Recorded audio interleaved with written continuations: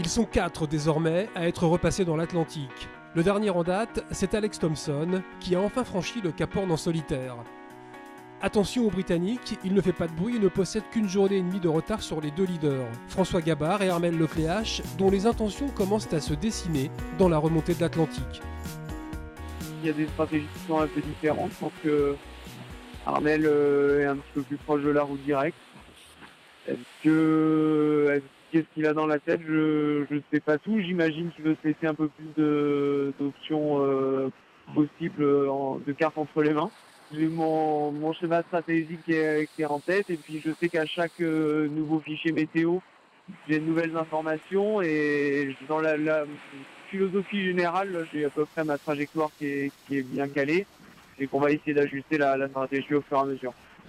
Les leaders vont aussi devoir garder un œil dans le rétroviseur pour surveiller le Grand Blond avec un bateau bleu. Un bateau qui a retrouvé tout son potentiel hier lorsque Jean-Pierre Dick a enfin réussi à affaler son Grand Gennaker, bloqué depuis le 22 décembre.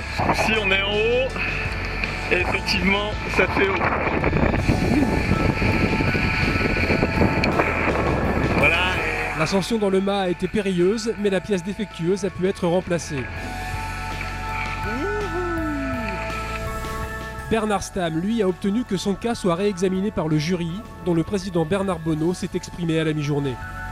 Bernard Stamm veut faire valoir dans sa demande de réparation un témoignage écrit du capitaine du bateau russe qu'il n'a pas encore reçu. Donc le jury souhaite, avant de prendre une décision, d'avoir en sa possession tous les éléments complets, y compris ce témoignage, ou au moins la teneur de ce témoignage. Donc ça c'est un peu compliqué, semble-t-il, pour réussir à l'avoir, mais on a décidé d'attendre un petit peu. En attendant, aujourd'hui, le Suisse était le plus rapide dans le groupe des poursuivants.